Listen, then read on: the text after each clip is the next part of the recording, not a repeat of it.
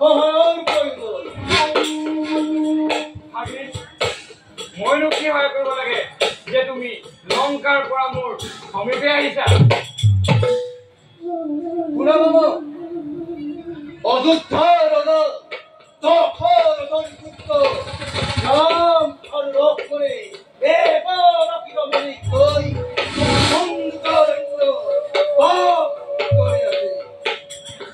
সেই দুষ্পতি লক্ষ্মণে মোৰ স্নেহৰ ভক্তি সুবৰ্ণখন আপত্তি গৌৰৱিত কৰিলে। গতিকে তাৰ উচিত প্ৰতিশোধ বিচাৰি ৰামৰ ভাগ্য সীতাক মই হৰণ কৰিব খুজিছো। তুমি মৃগ ৰূপ লৈ সীতা হৰণ কাৰ্যত মোক সহায় কৰিব লাগে। এয়া কি কৈছা ভাগিন? তুমি গুণী জ্ঞানী আৰু সকলো শাস্ত্ৰতে পাৰ্গত, আনহাতে বিশিষ্ট পূজাৰী হৈ পৰৰ ইচ্ছি হৰণ কৰি মহাপাপত লিপ্ত হৈ নিজৰ মনত বাঞ্ছা কৰিছা। ৰামৰ শক্তি আগত তোমাৰ এই বিংশতি বাহুৰ শক্তি তেনেই তুচ্ছ। তুমি সীতা হৰণ কৰা আশা ত্যাগ কৰি লংকালৈ উভতি যোৱাগৈ। কি কাৰ্বিত বাদুল ৰামক সিংহ কৰিবলৈ সামান্য জনস্পৰ্শন কৰিছ। ৰাৱণক নিন্দ কৰাৰ পৰিধান কিমান ভয়ংকৰ।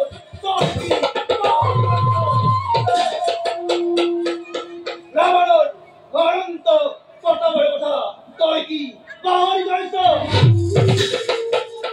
এই বিশ্ব ব্ৰহ্মাণ্ড যিয়ে ৰাৱণৰ আদেশ অমান্য কৰে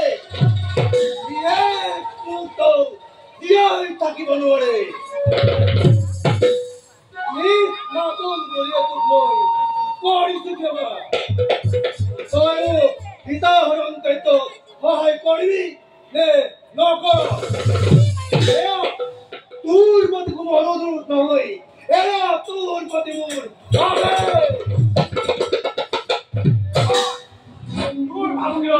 মই নকৰি মাৰিছে আৰু আজি তোৰ আদেশ মানিবলৈ মাৰি অপৰাধ।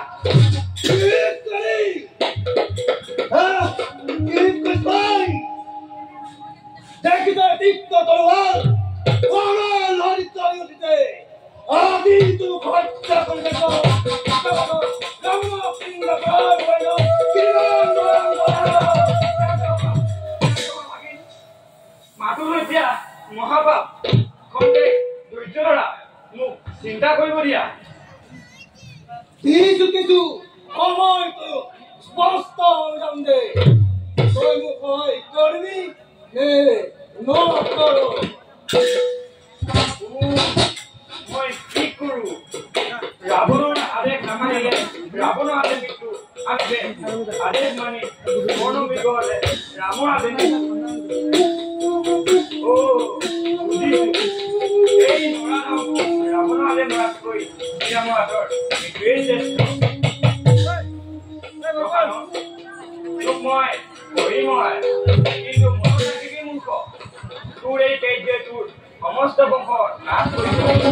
তাৰ বাবে কি কৰি মাৰি তথাপিও জগৰীয়া নহয়।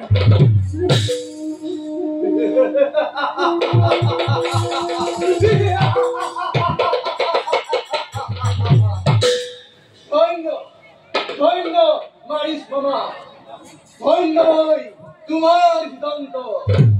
দেখা যাব হয় যদি ৰামৰ মৰণ